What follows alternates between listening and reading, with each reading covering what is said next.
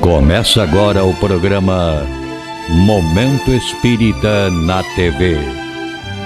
Apoio cultural de Altasfer, Ferro e Aço, Meta Assessoria Contábil, Terrazzo Móveis, De Pierre Informática, Pré-fabricados Tamoios. Olá amigos, estamos iniciando mais um programa Momento Espírita, que é uma realização da USE Intermunicipal de Tupã, em parceria com a TV da Federação Espírita Brasileira e juntamente com o Grupo Ágape de Teatro. Este programa tem por objetivo esclarecer que o Espiritismo é o Consolador prometido por Jesus, a qual nos ensina de onde viemos, para onde vamos e por que estamos na Terra. Neste programa, o expositor espírita Saulo César falará sobre o tema Moisés, Jesus e o Espiritismo. Esse conteúdo faz parte do programa Café com Luz da FEB TV.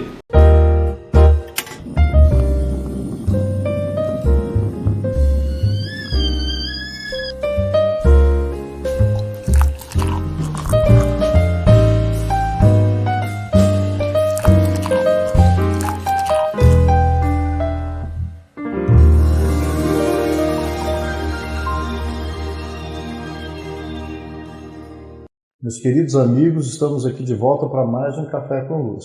Dessa vez, com o nosso convidado, Saulo César. Tudo bom, Tudo bem, Maurício? Alegria estar aqui com você, estar com os nossos queridos amigos da FEB TV. Joia. A gente conversava antes, né, Saulo? O Saulo já esteve conosco em outros cafés e hoje a gente quer aproveitar para poder falar de um assunto muito bacana. Mas para você que ainda não conhece o nosso convidado, o Saulo César é trabalhador do movimento espírita há muito tempo, é palestrante, divulgador, pesquisador, e a gente está fazendo essa divulgação não é só para que o pessoal te conheça não, né? O Saulo, ele tem à frente, eu tenho até aqui, não é nem porque é cola não, é só para não errar mesmo o nome. Existe um outro programa chamado Lições de Emmanuel, um programa da FEB TV. Com você que está aí em casa assistindo, está no Gotas de Luz. Então, se você ainda não aderiu ao Gotas de Luz, pode aderir, se filia a ele, se cadastre, se associe para poder assistir Lições de Emmanuel, que é um trabalho de pesquisa já grande. Para quem não conhece também, tem o projeto Evangelho por Emmanuel, que são os livros, as coleções dos comentários de Emmanuel, dos evangelhos de Mateus, de Marcos, de Lucas e João, de todo o Novo Testamento, das cartas e do Apocalipse, né? Já saiu das cartas ainda não, né? Esse ano a gente sai. Então, gente, não é bem uma propaganda, é divulgação de material e o nosso papo também, ele tá presente por conta disso, né? A gente resolveu falar sobre as três revelações, Moisés, Jesus e o Espiritismo. Começa por aí, Saulo, para o nosso público que já é espírita, quem não é, como é que a doutrina espírita vê esses três pontos marcantes da nossa história? Uma coisa que eu acho muito interessante, a gente conversava sobre isso, que quando Kardec utiliza a palavra revelação para marcar aquilo que foi trazido por Moisés, aquilo que foi trazido por Jesus e a própria doutrina espírita, Kardec não está se referindo a esses três movimentos como sendo a lei divina. A lei divina, ela é única. A gente vai compreendendo essa lei paulatinamente. Quando Moisés chega, ele ensina, num determinado momento da humanidade, aquilo que era possível de ser apreendido naquela circunstância. Então ele mostra um pedacinho da lei. Quando Jesus chega, ele mostra uma outra dimensão da lei e vive essa lei na sua integralidade, mas dentro também daquilo que era possível de ser apreendido. Quando chega a doutrina espírita, ela também revela novamente um outro aspecto dessa mesma lei. Então, o que une as três revelações é que todas elas estão apontando para o mesmo centro, para o mesmo eixo, que é uma lei divina. Porque a lei divina não é o texto. Se o Evangelho, por exemplo, fosse um texto, Jesus teria escrito.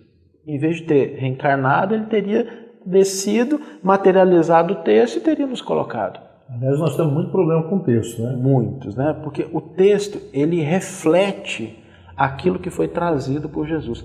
É mais ou menos assim, Deus está refletido na sua criação, Jesus reflete essa lei para aqueles que estão próximos, as pessoas absorvem isso no seu coração e na sua mente, que são os materiais mais indestrutíveis que existem no universo, e eles passam isso para o texto. Então, quando a gente pega o Novo Testamento, quando a gente pega o Velho Testamento, quando a gente pega um livro da codificação, o que nós temos ali é um espelho refletindo para a gente esses aspectos percebidos da lei por todos esses indivíduos que tiveram responsáveis pela sua revelação. Interessante para que quem nos assiste, não que a gente queira relativizar, mas a doutrina espírita vem num tempo adequado à maturidade, não apenas do nível intelectual, a maturidade do senso moral da humanidade, para que a gente fortaleça conquistas, né, Saulo, que você está dizendo que elas vão ocorrendo. E quando você fala de evangelho, não é o evangelho segundo o Espiritismo, não é um livro específico de alguma tradição religiosa. E a gente fala evangelho, fala lei, tudo isso é o quê? É lei divina. Né? Eu acho que vai chegar um dia em que a gente não vai necessitar mais desses mecanismos que nos ajudam a perceber isso. A gente vai estar caminhando pela rua, encontrar uma pessoa e enxergar os mecanismos da lei divina operando naquela circunstância. A gente vai olhar um programa de televisão e vai perceber os mecanismos da lei divina operando ali. Por exemplo, às vezes a gente olha para a nossa atualidade e a gente vê muitos indivíduos equivocados, mas que ainda gozam de notoriedade, que estão crescendo, que estão se projetando, e a gente pensa assim, poxa, mas por que Deus permite isso, né? A prosperidade junto com o equívoco, com a ilusão. Aí a gente lembra lá da parábola do joio e do trigo, quando, naquela linguagem simbólica, né, o Senhor não deixa que os servos arranquem o joio, mas deixa que os dois cresçam junto. Ou seja, tanto naquela expressão do trigo crescendo junto com o joio, quanto que a gente olha no mundo de uma pessoa, às vezes, tendo prosperidade com um comportamento equivocado, nós temos esse princípio da lei divina que estabelece não uma violência, mas o tempo para fortalecer o lado positivo das circunstâncias, das pessoas, e o tempo específico para a colheita e para a separação. E o bonito que a gente tem aprendido através da doutrina espírita é conseguir realmente, para onde a gente bater o olhar, a gente vê que não existe nada fora de Deus. Que a lei divina é a sua expressão amorosa a se refletir dentro de um copo com água, nessa nossa conversa. Enquanto a gente está conversando, todo o funcionamento do corpo que está acontecendo, né, sem a gente estar prestando atenção, o ar que a gente respira, as relações tumultuadas que a gente provoca, inserida num processo de ações e reações, de consequências. E isso não é patrimônio apenas de uma interpretação num tempo de um grupo religioso. A revelação, ela está acima do rótulo, Saulo. Com certeza, né? A gente percebe na atualidade que diversas correntes religiosas que têm uma dimensão também no sentido social, porque religião, no sentido estricto do termo, é o que nos religa a Deus. Mas enquanto manifestação cultural e social, a religião também possui aquele papel de unir as pessoas que têm determinada afinidade. Ela tem uma expressão na alteração da sociedade, na medida em que ela coloca valores para as pessoas compartilharem. Então, nessa dimensão, nessas várias dimensões, nós vamos percebendo que cada vez mais as pessoas estão se voltando para esses textos, estão buscando compreendê-los. Hoje nós temos no mundo 2 empresas que vivem de produzir material para estudo bíblico e que não estão vinculadas a uma corrente específica. Ou seja, nós temos aí católicos, protestantes, judeus, que vão buscar nesse conjunto de material a possibilidade de compreender melhor o texto. Porque às vezes a gente comete um equívoco de ficar naquela do ouvir dizer, né? Da gente, eu acho que entendo de evangelho, acho que entendo de Bíblia porque me contaram, porque eu vejo numa palestra, mas a gente não abre espaço para a gente ir na fonte e a gente recolher aquele reflexo em primeira mão. Você tocou num ponto importante que a gente conversava antes de começar. Muitas pessoas dizem assim, bobagem, às vezes veio o espírita estudando o evangelho, fazendo uma pesquisa. Outro dia a gente estava se debruçando um pouco sobre Sócrates, sobre Platão. O que tem a ver isso com o espiritismo? Eu estou aqui com a Bíblia de Jerusalém, é uma das Bíblias que a gente utiliza também para pesquisar. Aí eu falei assim, mas o que você está fazendo com isso? O Kardec já disse tudo aqui, menino. Vocês estão arranjando trabalho? E aí, Saulo, qual é a vantagem da gente aprofundar o estudo? Eu acho que você tocou num ponto importante, Maurício, porque quando a gente pega o Evangelho segundo o Espiritismo, a gente esquece qual que é o projeto, o propósito dessa obra. Quando Kardec publica o Evangelho segundo o Espiritismo, que é o terceiro livro da codificação, o que é esse projeto de Kardec? É a interpretação de algumas passagens do Novo Testamento e do Antigo Testamento à luz da doutrina espírita. Então Kardec não tem a pretensão de propor um novo Evangelho.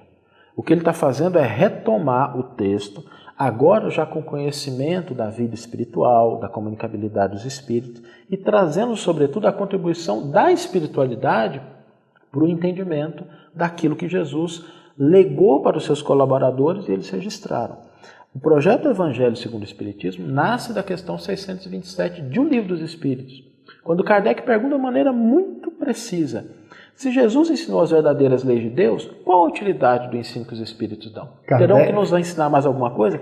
Essa é a pergunta. Kardec não teve medo de fazer essa pergunta. Não, porque se tudo aquilo que representa a lei divina, na sua máxima expressão que nós temos acesso, é o que foi ensinado por Jesus, e o que nós temos de segurança em relação ao que Jesus fez, o que ele disse, está contido nos Evangelhos e no Novo Testamento de uma forma mais específica, para que o Espiritismo?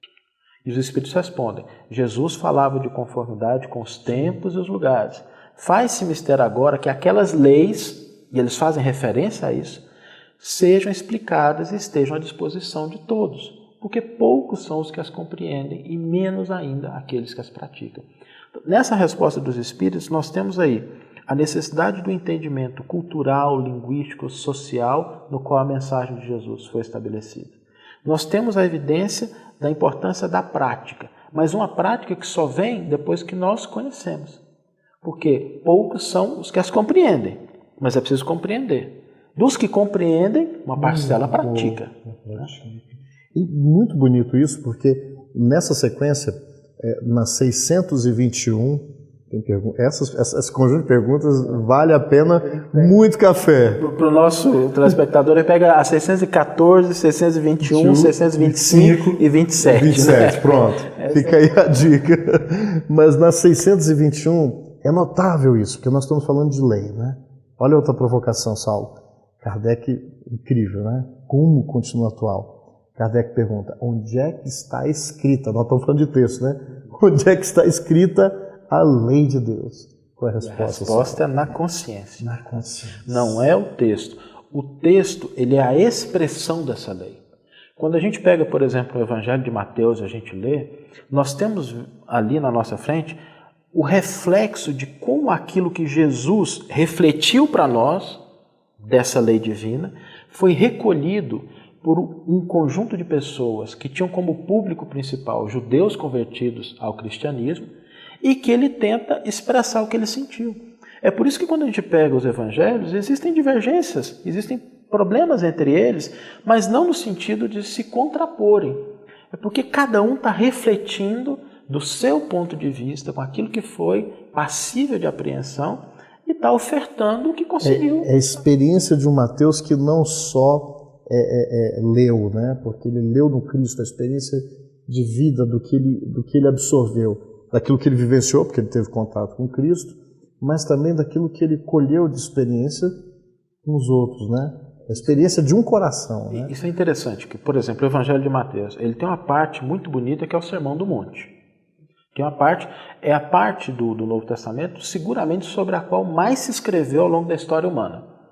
E é uma parte muito importante, é onde tem o amor aos inimigos, onde tem uma série de... que a gente sempre, quando pensa... que revolucionou a humanidade. Só que quando a gente vai para Marcos não cita isso. Nada. Se é uma parte tão importante, por que Mateus registra e Marcos não? Lucas registra uma parte dele, mas de maneira diferente. E João também silencia. Ou seja, por que é uma parte tão importante e só Mateus a registra? Quando a gente vai no livro Boa Nova de Humberto de Campos, a gente percebe que há uma experiência pessoal de Levi com esse aspecto das bem-aventuranças. É por isso que isso marca esse apóstolo de uma maneira tão profunda que quando ele produz o seu texto, ele reflete aquela experiência que ele teve. Não é o ensino de Jesus que marcou primeiro Levi. Não é assim, eu fui lá, ouvi o Sermão do Monte, achei lindo, vou transcrever. Não, ele teve uma experiência antes. Com aquele conteúdo. Você que está nos assistindo, nós estamos fazendo um esforço muito grande, porque era um equívoco também nosso, eu estou fazendo um esforço, de entender que a busca, o conhecimento, ele não é para nos envaidecer ou para a gente ter material para bate-papo, aquele bate-papo que é só para esgrima intelectual, não tem nada a ver com isso. É porque quando a gente conhece, a gente pode se habilitar às experiências difíceis, onde o Evangelho, o entendimento e a vivência do Evangelho.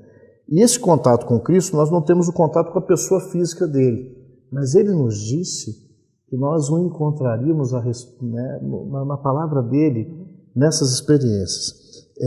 Um outro ponto que eu queria puxar é porque quando os Espíritos dizem na consciência, ora, então a lei divina, que é perfeita, se ela está dentro do indivíduo, por que nós precisamos de revelação? Que é a sequência, né? E os Espíritos falam o quê, Saulo? Você lembra? Nós desprezamos, esquecemos e desprezamos. Com o nosso livre-arbítrio. Porque na hora que a gente reencarna, o processo reencarnatório nos oferece muitas oportunidades. Mas a reencarnação, ela não tem por objetivo moldar o espírito externamente.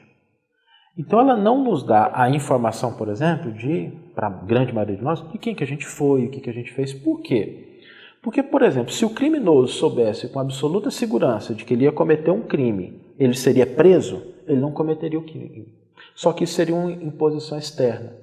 O que a lei divina espera é que ela cresça dentro de nós, é que não haja a intenção de buscar a criminalidade. Mas quando a gente passa por esse esquecimento, a gente se preocupa mais com as coisas do mundo e se esquece de abrir espaço na nossa vida para a leitura, para a reflexão, para o entendimento, e a gente vai desprezando essa lei. E Deus é tão amoroso que, apesar da nossa posição de desprezo, Ele ainda nos oferece.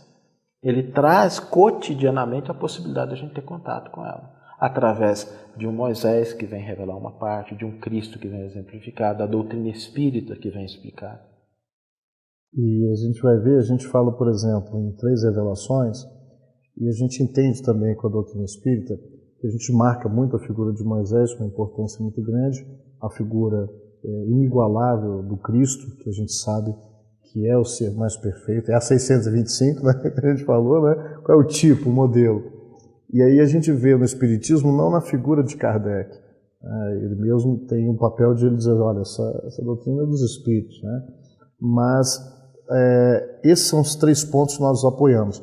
Mas a revelação divina em todas as culturas, em todas as épocas. Tal. Se a gente buscar os Vedas, se a gente buscar os livros sagrados do budismo, se a gente buscar o Corão também, nós vamos encontrar ali também reflexos dessa lei.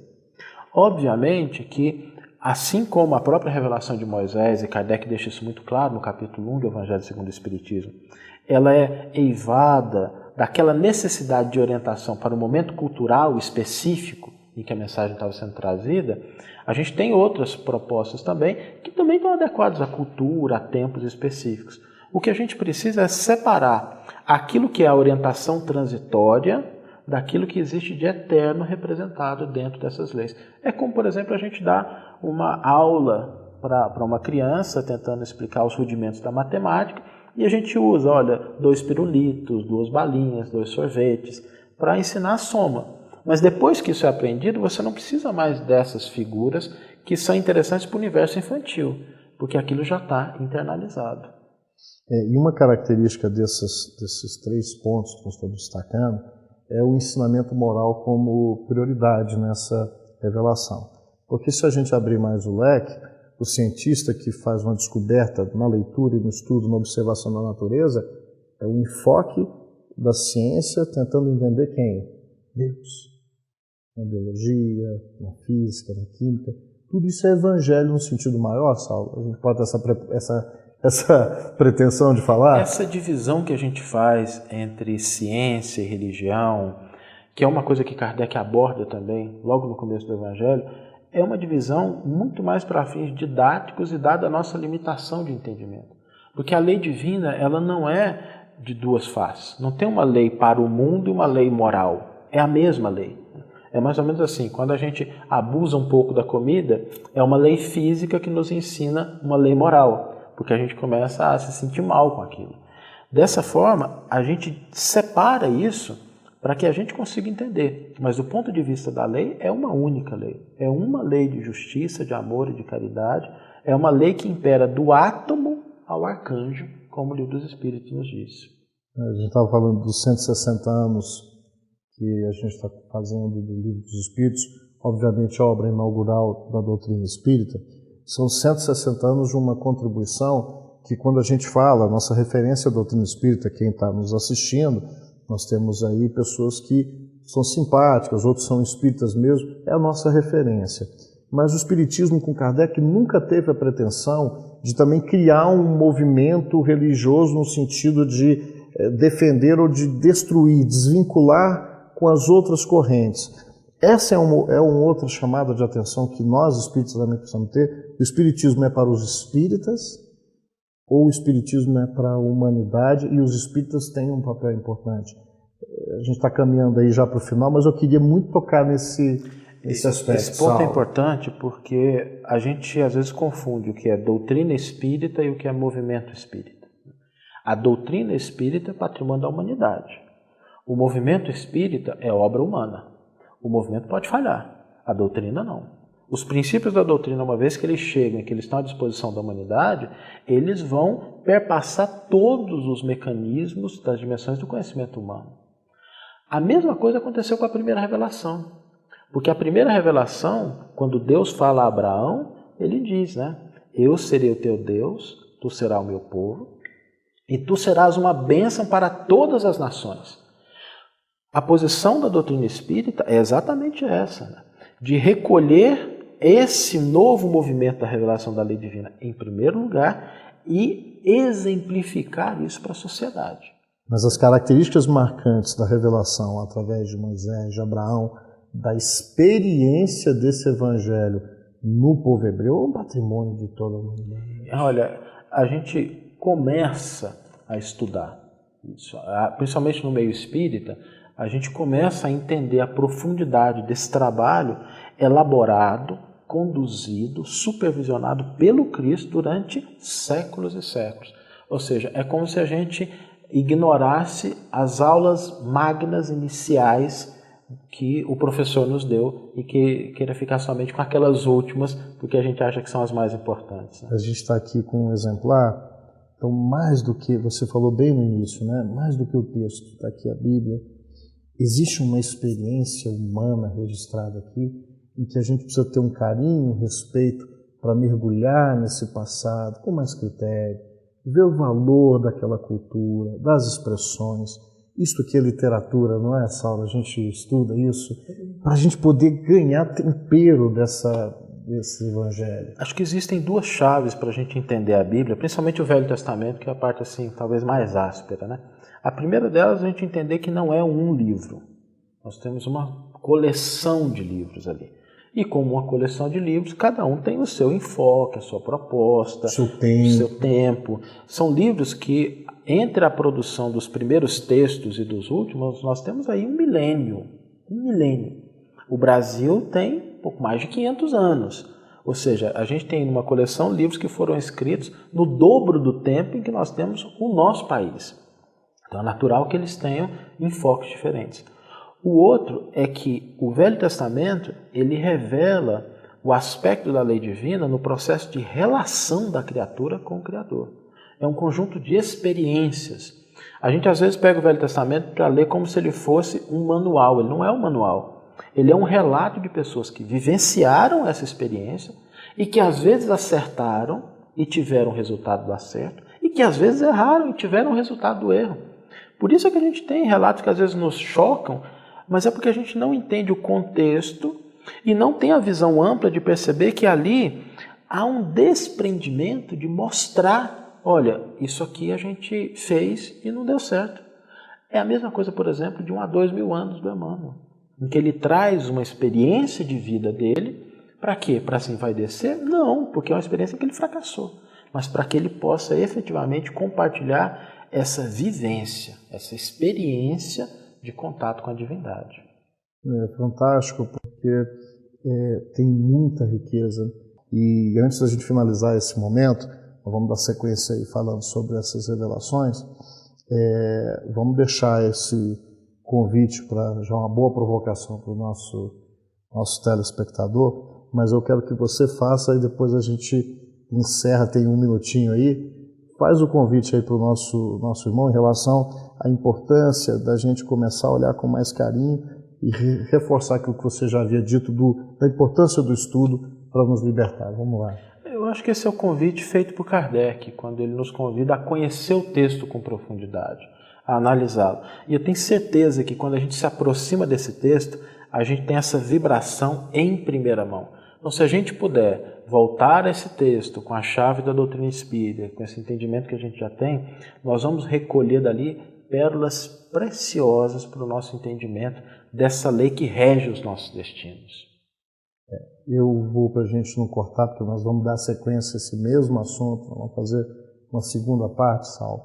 A gente vai se despedindo por aí, você fique conosco, nós vamos ter agora a continuação dessa conversa, uma segunda parte, para que a gente possa explorar mais um pouco dos recados que a gente tem condições de colher, só para a gente ter um gostinho na primeira, na segunda e na terceira revelação à luz da doutrina espírita. É só um até daqui a pouco, Saulo. Fique aí conosco até o nosso próximo café.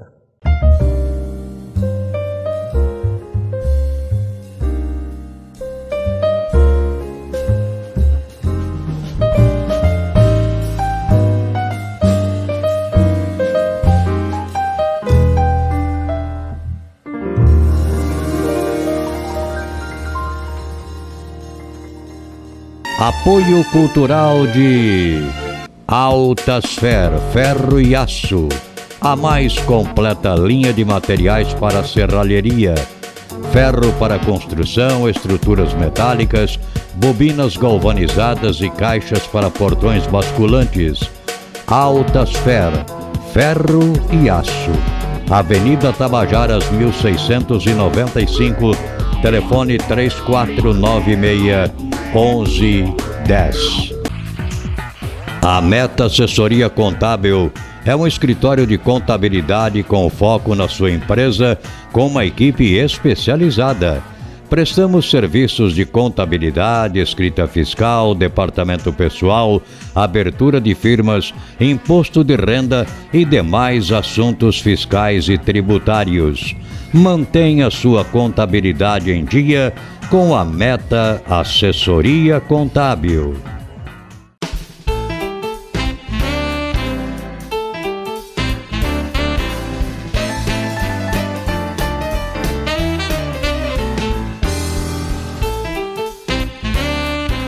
Na loja virtual Terrazo Móveis, você encontra os melhores móveis em fibra para a sua área externa, de sofás, mesas, varandas e até áreas de piscinas.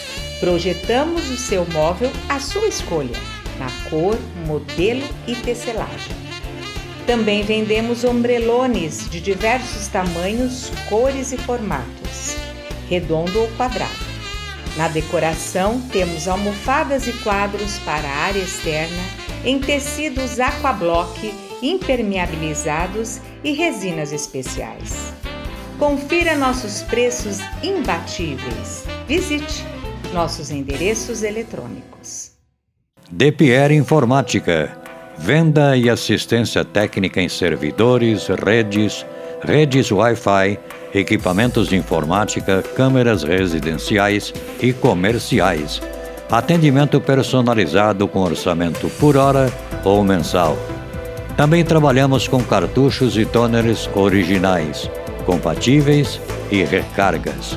DPR Informática, 22 anos de dedicação e qualidade para você. Avenida Tamoios 1461. Telefone 3441-1277 ou WhatsApp 99799-1277.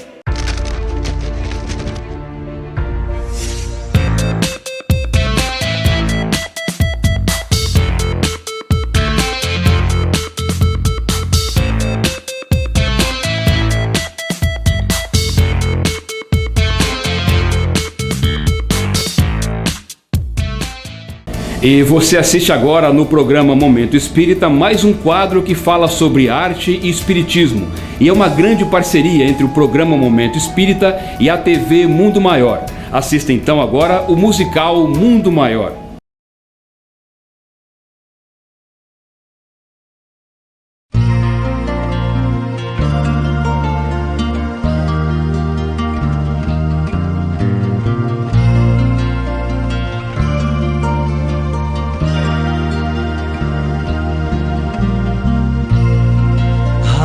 Do sol viajando azul, aquecer, dourar as folhas, corpos, luzes, indo espaço azul, levando ao azul suas frases.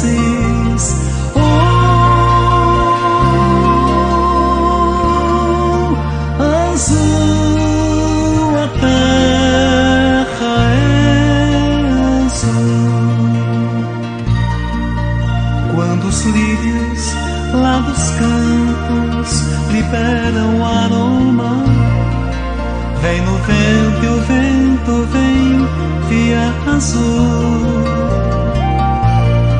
Quando os homens não cuidarem mais da guerra, verão em seus dedos a auréola azul.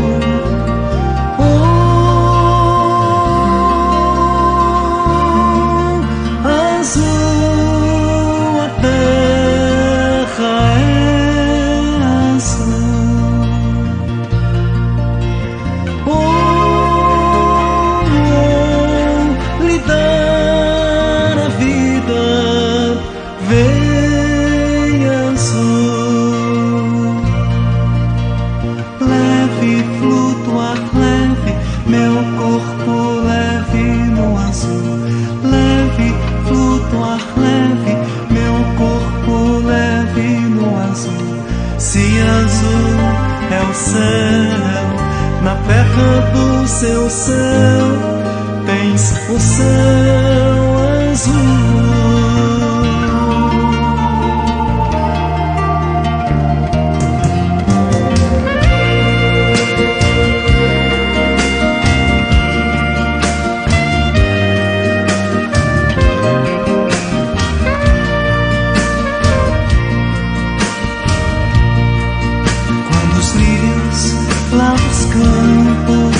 Liberam a alma.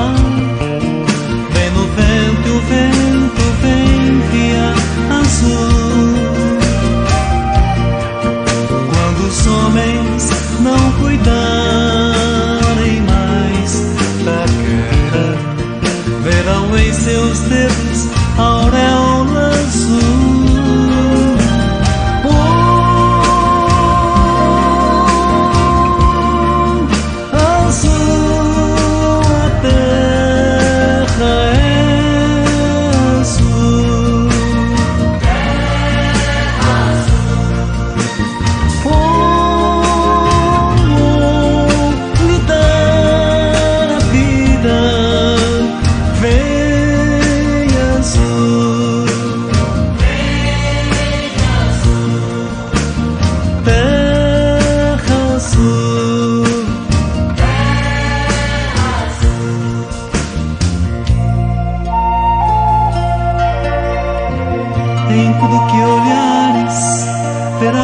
Verás o azul.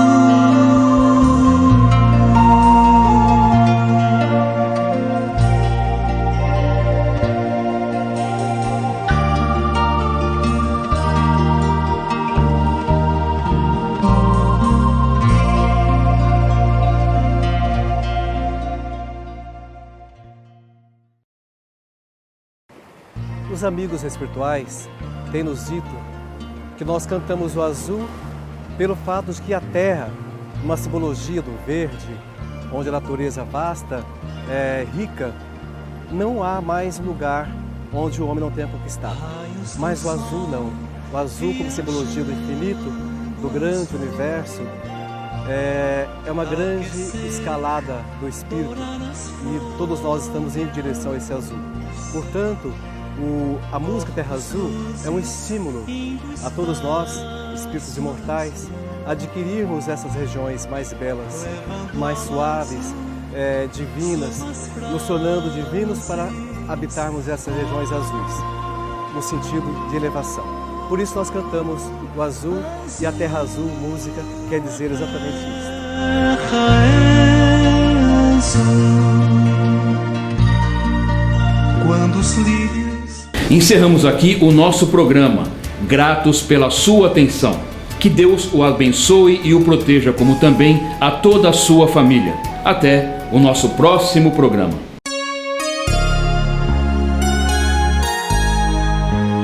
Ouça pela Rádio Nova Tupã, FM 100,3, todos os domingos, das 13 às 14 horas, o programa Momento Espírita, apresentado por uma equipe de colaboradores da União das Sociedades Espíritas Intermunicipal de Tupã, com mensagens de paz, otimismo, esperança e amor.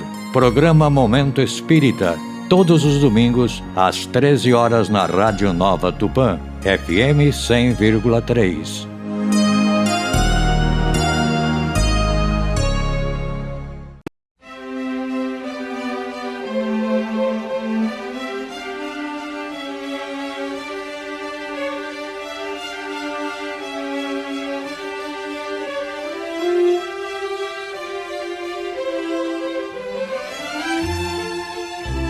Você assistiu o programa Momento Espírita na TV.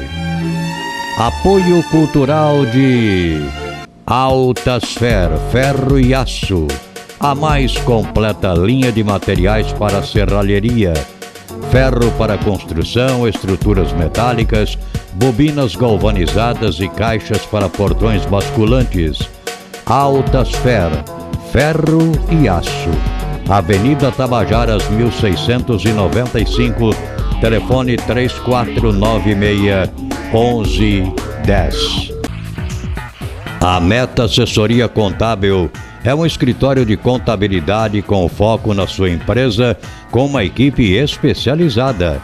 Prestamos serviços de contabilidade, escrita fiscal, departamento pessoal, abertura de firmas, imposto de renda e demais assuntos fiscais e tributários. Mantenha sua contabilidade em dia com a Meta Assessoria Contábil.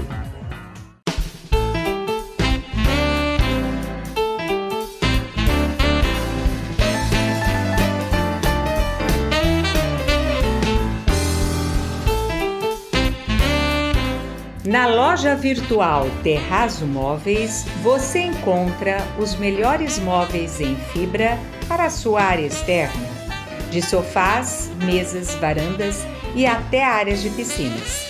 Projetamos o seu móvel à sua escolha, na cor, modelo e tecelagem. Também vendemos ombrelones de diversos tamanhos, cores e formatos, redondo ou quadrado. Na decoração, temos almofadas e quadros para a área externa em tecidos aquablock, impermeabilizados e resinas especiais. Confira nossos preços imbatíveis. Visite nossos endereços eletrônicos. DPR Informática.